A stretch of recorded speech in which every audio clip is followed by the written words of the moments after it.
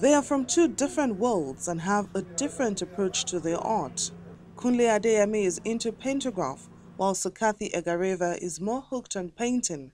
But they teamed up after a program at the Delta State University Abraka and decided to put up an exhibition years after. They have brought something new to the table. If you look at their works, there's a lot of excitement in them. You feel really excited because there's something different from what is usually seen in our daily art sectors. So we are really happy about it.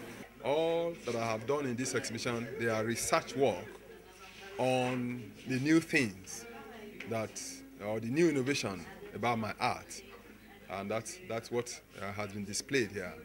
Pantography and pentacast is a technique Mr. Adeyemi has been experimenting with. It involves using painting, printmaking, sculpture, and construction, but it's still a work in progress. His quest for knowledge probably took him to his distant lands. But essentially these days, my work, I tried as much as possible for knowledge reasons to input in my work the philosophical tones, which a good work of art should say at this present time. I've been able to synthesize the mediums of painting, of printmaking, of sculpture, and of construction. So you see some of these works now, they have all these genres in my work.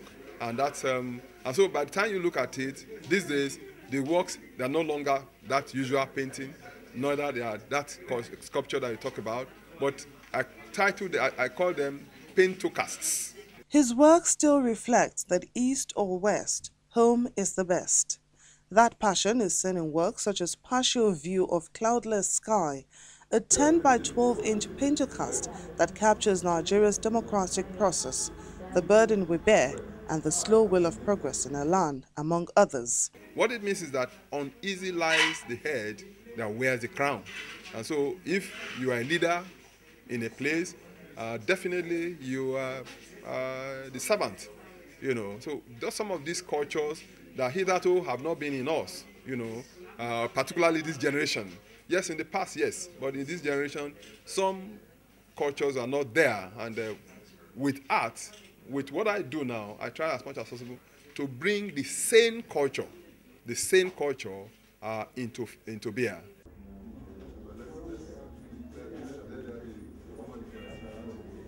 Egareva brings a soft approach to the show, a product of two cultures which reflects in her works of art.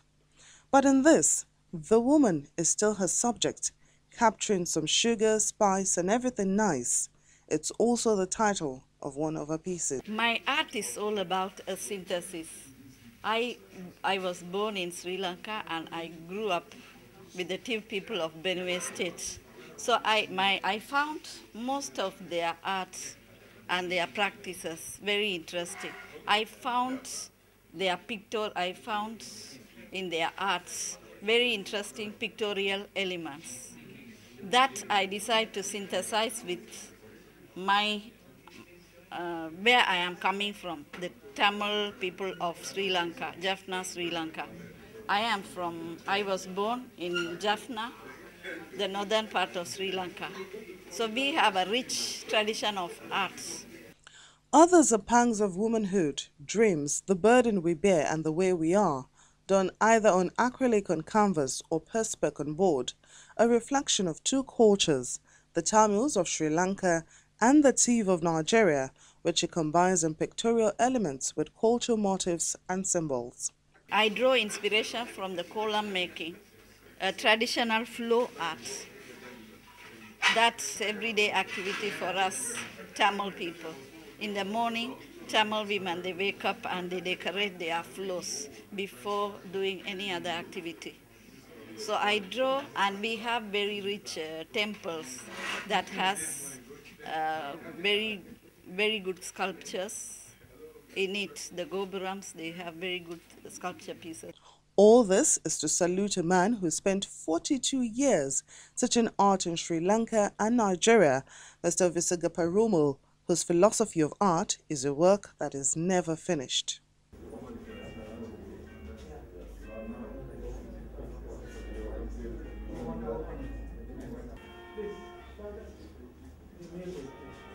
My father has been my major influence. He has been an artist. He is a painter, he's a mixed media painter. Right from childhood, I have been getting all my inspirations from him. We need to follow the due process. We don't need to be in a hurry, to do some things, to achieve things. It's not about money making any longer. It's about the imprint in the sense of time. So some of these things are some of these messages are some of the things that I'm passing across, And when you look at the work that I do now, they are well packaged, detailed, and you find that there is an element of time usage, a time well spent in some of these works. Over 50 works of art that show that indeed knowledge knows no boundaries.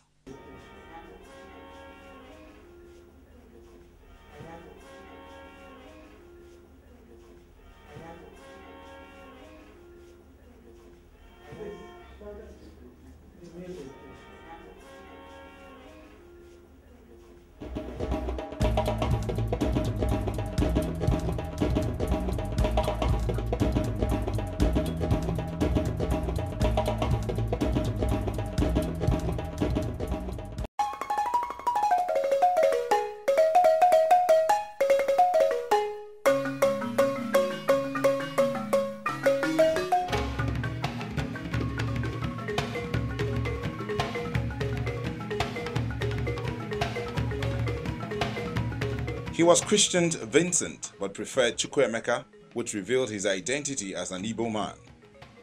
Professor Ike, born in 1931 in Anambra State, southeast Nigeria, and hails from Orumba North. Yes, it may ring a bell, because that was the bush his lead character talked about in the popular book The Bottled Leopard. As a writer, he is a blend of two worlds, wit laced with satire, which can also be seen in Toads for Supper. He studied history, English and religious studies at the University of Ibadan, Oyo State, and earned a master's degree at Stanford University. He resigned as the registrar of the West African Examinations Council, but that did not stop him from writing about the loopholes in the system in Expo 77.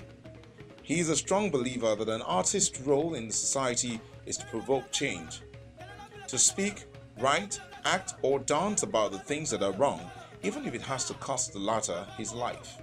He took that risk, not to mention many others, when he wrote Sunset at Dawn, a story about the Biafran War, published at a time when a lot of wounds were yet to heal and there was a firm instruction for writers to be silent about it.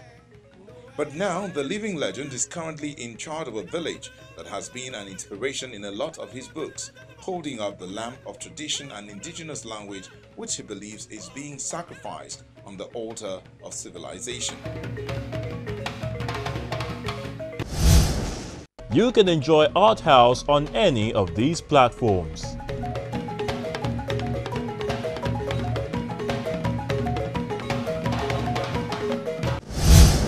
That's how we draw the curtain on the program. Thank you so much for being a part of it. And remember, you can always see this edition and other editions of Arthouse online. I'm Melinda Akinlami. Have a lovely day.